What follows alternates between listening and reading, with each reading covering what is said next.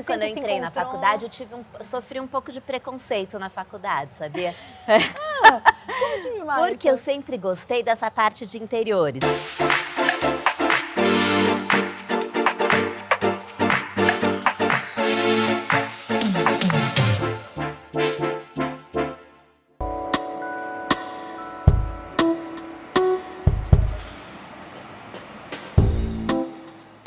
Criatividade e experiência é o que não falta para Silvana Lara Nogueira, que vem conversar com a gente hoje. Tudo bem, Natália? Tudo jóia, Silvana. Obrigada por aceitar esse convite, por vir contar um pouco dessa história. Eu que agradeço o convite. Foi muito engraçado aqui, muito obrigada, mas foi muito engraçado agora há pouco, que eu falei assim, Silvana, quanto tempo você tem de formada? Gente, a gente é do século passado, Silvana. Que coisa, né? Posso falar? A gente tá de parabéns, viu? É, com muito orgulho. Com muito orgulho. Isso significa que a gente tem muita história aqui pra contar. Exatamente. Hoje. Você sempre foi assim, Silvana, desde criança?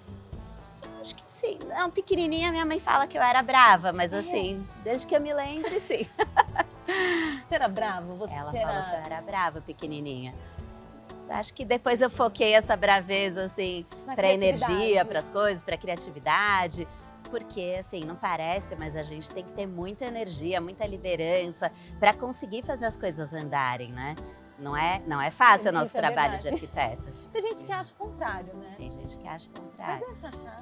Não, a gente, assim, eu tô sempre sorrindo, mas mesmo com um sorriso, a gente tem que fazer muito as coisas acontecerem. Isso é verdade. É muita energia que a gente tem que ter mesmo. Quando criança você era criativa ou você era mais sonhadora? Não, sempre fui criativa. Você sabe que uma brincadeira que eu gostava de fazer quando eu era criança, a minha mãe gostava de revistas de decoração e ela comprava as revistas. Aí o que eu fazia? Eu pegava aquele caderno de 200 folhas, pegava as revistas da minha mãe e escolhia todos os halls de entrada, salas, jardins.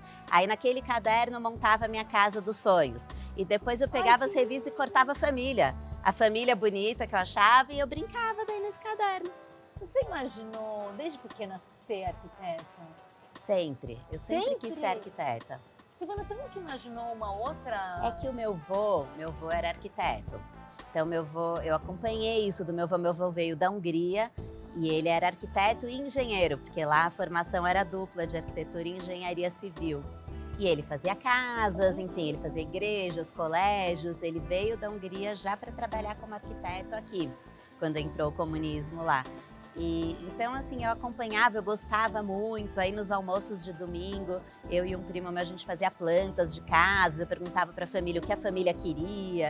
Depois teve essa história do caderno. Eu sempre quis, sempre foi uma coisa que eu falei que eu seria. E ele acabou vivendo até eu entrar na faculdade, então ele soube que eu seguia a carreira dele, mas ele não chegou a ver muito, assim, a minha carreira. Mas a minha avó é viva até hoje, tem orgulho, fica feliz de ver. Ela tem 96 anos. Eu criança, eu era tímida. Hoje eu não sou mais, mas eu era tímida. E hoje eu acho que, assim, boa parte do sucesso do trabalho que eu faço é o relacionamento com as pessoas, porque é desde todos os prestadores de serviço, que a gente tem que saber como falar, como deixar eles contentes, fazendo aquele trabalho felizes, né? Até o cliente, que a gente tem que entender o que o cliente quer, ter um bom relacionamento com o cliente, até os donos das lojas, das empresas. Então, é um relacionamento em cadeia. A nossa equipe, eu acho que é uma das partes mais importantes do trabalho também. E é de uma intimidade.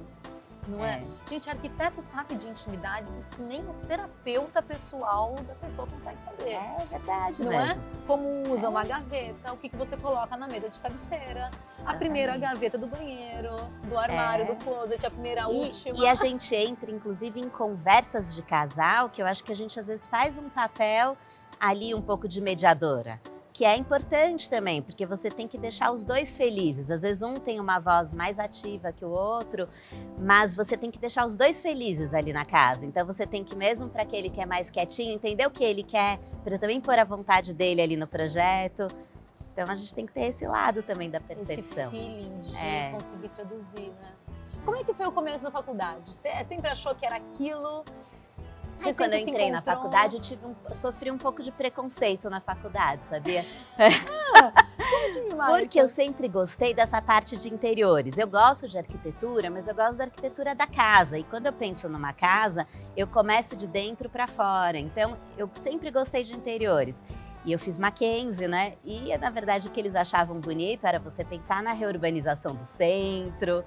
Não achavam legal você pensar numa casa, no projeto interno, no projeto de um clube. Então, aí eu comecei a trabalhar muito cedo, comecei a trabalhar no 2º ano, já na área de interiores. Eu trabalhei com a Brunete Fracaroli e trabalhei 9 anos com ela. Então, assim, quando eu comecei a trabalhar lá, as pessoas tinham um certo preconceito comigo, assim, eu sentia isso. E aí eu nunca liguei, porque eu adorava meu trabalho. E assim, eu nunca tive dúvida de que eu gostava de interiores. Mas eu fui sentindo, depois que eu abri meu escritório, que já fazem 20 anos, eu saí de lá e já abri meu escritório. Aí, com o tempo, eu fui sentindo falta de entrar também para a arquitetura mesmo, para atender os meus clientes de interiores. E foi assim que eu comecei a fazer arquitetura também, a casas, né? Porque no final, assim, quando você começa a pensar numa casa do zero e você já conhece a história daquela família, é muito bacana você pensar desde a movimentação do terreno até qual o tamanho de cada ambiente, quais ambientes vão ter naquela casa. Então, isso é uma coisa que hoje eu adoro fazer. O pessoal do final do século passado fez isso muito bem, que foi colocar a profissão de uma maneira muito mais sólida no mercado. A gente vem de uma época, porque a arquitetura, principalmente a arquitetura de interiores, há não muito tempo atrás, era muito conhecido na parte de decorador, não tinha profissão, não tinha nem formação, né? E aquilo ela veio se especializando cada vez mais, permitindo um know-how cada vez maior e hoje essa grandiosidade que a gente conhece. Acho que é muito mais valorizada hoje a arquitetura de interiores do que era quando eu estava na faculdade. Talvez hoje quem entre na faculdade não passe pelo preconceito que eu passei. Existe também muita coisa, eu vejo o tal do Pinterest engraçado, né?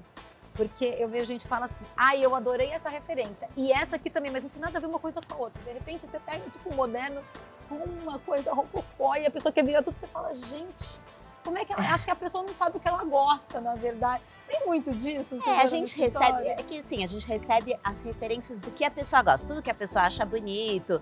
E tem gente que tem essa noção e já vem referências muito próximas, já vem muito direcionadas. Claro que é mais fácil pra gente. Quando vem uma coisa muito diferente da outra, cabe a nós fazer essa leitura e dar a nossa opinião, né? Porque aí a gente vai daquilo que a pessoa mostrou, o que a gente gosta, o que a gente acha que vai bem ali. Aí eu faço esse meu filtro.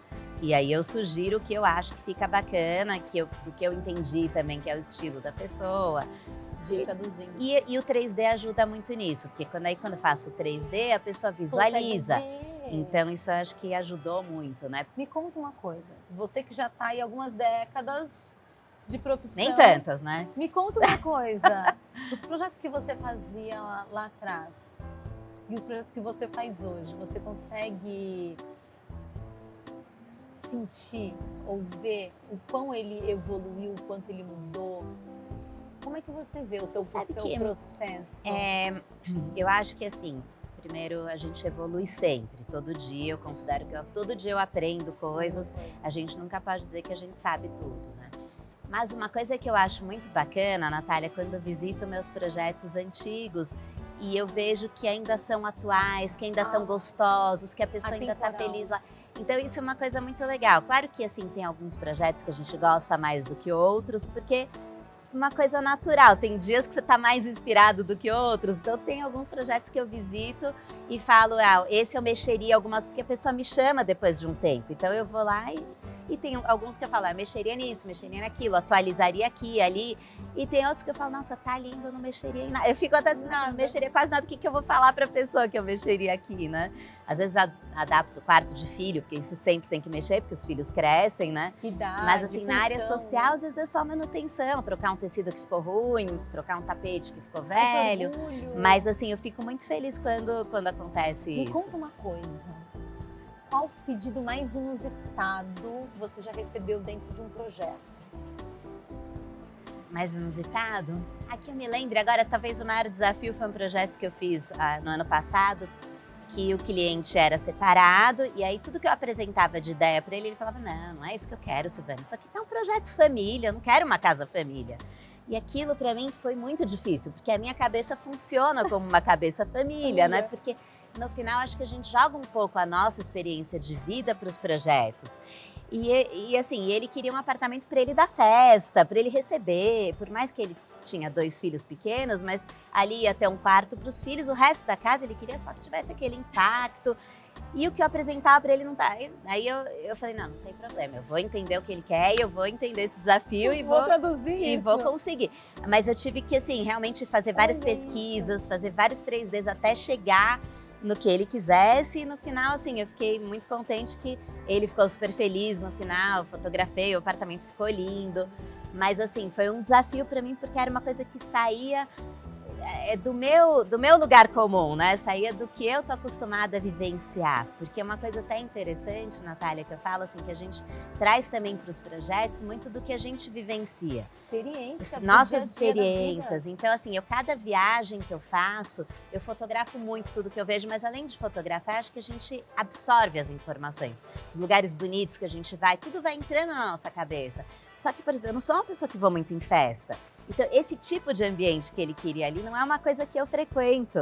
Então, era uma coisa mais difícil para mim, mas não tem problema. Eu fui pesquisar, eu fui atrás e consegui chegar. Então, mas foi um desafio, né? Você aprende muito também com o cliente, não aprende? Sempre. Teve uma coisa inusitada, bacana também no projeto recente. O cliente falou, quero um viveiro, Silvana, dentro do meu apartamento para as araras.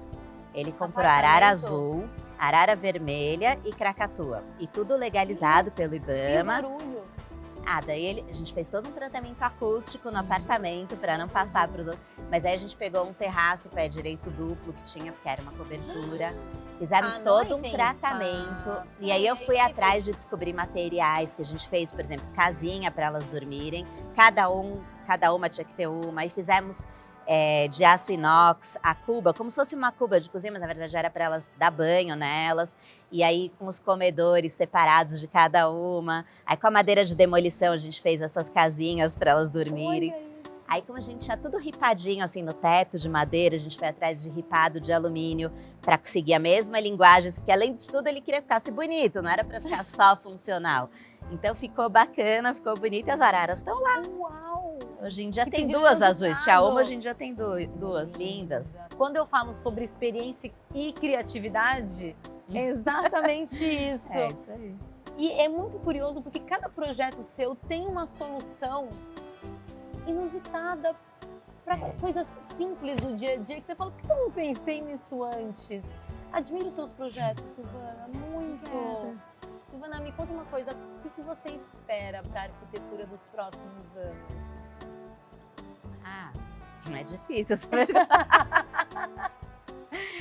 Eu espero que a gente continue fazendo o trabalho que a gente faz. Eu acho que a bacana da nossa profissão é que a gente transforma a vida das pessoas dentro de casa ou dentro do trabalho, no ambiente que elas estão. Então, eu acho que esse é a parte mais bacana do nosso trabalho. Acho que não é o dinheiro que a gente ganha, mas é você ver o sorriso das pessoas, as pessoas felizes dentro de casa ou dentro do trabalho. Então, eu espero que a gente possa continuar na evolução da arquitetura fazendo isso, embelezando a cidade, né?